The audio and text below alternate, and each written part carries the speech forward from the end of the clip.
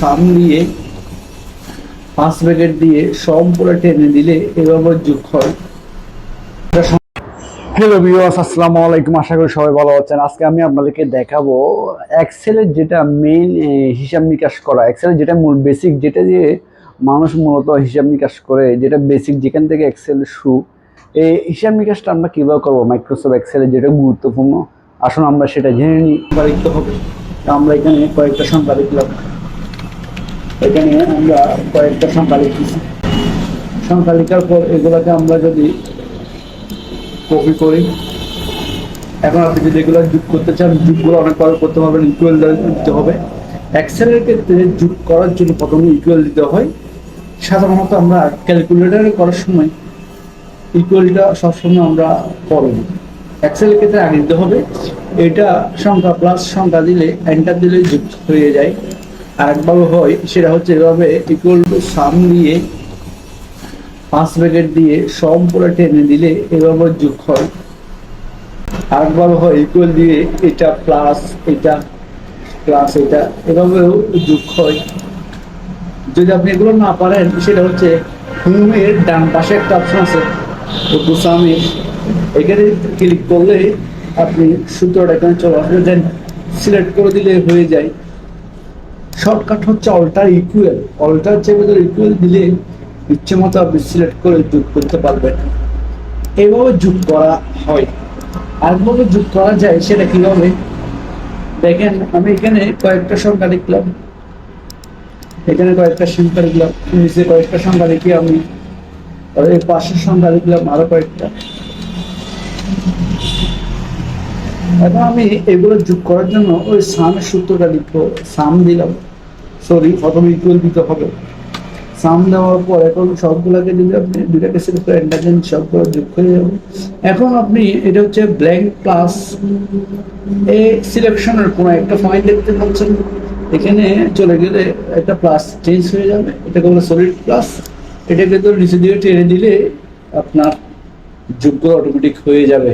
আপনি যদি আরো নিচের দিকে আসেন, আপনি এখন এখানে দেখতে পাচ্ছেন, এখানে যদি কোনো একটা সংখ্যা দেন, এটা অটোমেটিক যোগ হয়ে বসে যাচ্ছে, যোগ হয়ে বসে যাচ্ছে। অটো সিস্টেম বলা হয় এটাকে, বলা হয় অটো সিস্টেম। দেখেন সুন্দর করে এবার যোগ। বিগের ক্ষেত্রে সেম ইকুয়াল টু দিলাম, এটা মাইনাস এটা, দুইয়ের মধ্যে বিয়োগ হয় সেটা আমরা জানি, এটা হচ্ছে বিয়োগের ক্ষেত্রে মাইনাস চিহ্ন দিল।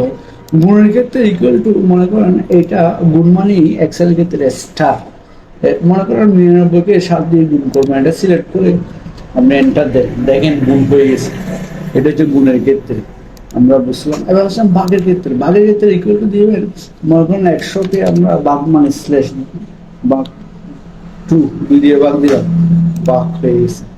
এভাবেও চাইলে আপনি করতে পারেন। আবার চাইলে এভাবে করতে পারেন 100 যোগ 200 মাইনাস 50। তাহলে এখানে 100 দুশো করে 300 হয়, মাইনাস হলে 250 হয়। এটাও হয়ে গেছে। যোগ গুণ ভাগ আমরা পারবো। এবার আমরা গড় বের করবো। গড় অর্থাৎ এভারেজ যেটাকে বলা হয়। আমরা ছোটবেলায় যেভাবে বের করতাম সেভাবে বের করবো না, সরবরাহ বের করবো। ইকুয়াল টু এক BERAG, এটা হচ্ছে এভারেজের সূত্র।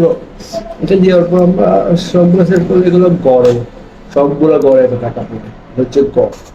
আমরা গড় এখন বের করবো পার্সেন্ট। 10,000 টাকা যদি আপনি 10% বের করেন, 10,000 টাকা ইন্টু 10%। অনেক সময় পার্সেন্ট না থাকলে বাক 100 দিয়ে করতে হবে। বাক 100% মানে শতকরা, তাহলে আমরা পার্সেন্ট বের করবো। এটা হচ্ছে পার্সেন্ট। আরেকটা আছে রাউন্ড।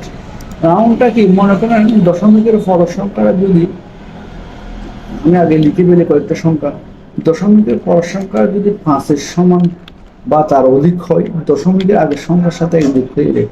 দশমিকের পর সংখ্যা যদি 5-এর সমান বা তার অধিক হয়, দশমিকের আগের সংখ্যার সাথে এক যোগ হয়ে যায়, সেটা হচ্ছে রাউন্ডের সূত্র। সিলেক্ট নাম্বার কমা 0, এটা হচ্ছে সূত্র অনুযায়ী এন্টার দিয়ে। এখন দেখেন এটা ছেড়ে দিছে, এরপর এটা যোগ হয়ে গেছে, দেখছেন এটাও ছেড়ে দিছে। এরপরটাকে দেখেন 55 হয়ে গেছে। এটা হচ্ছে রাউন্ড।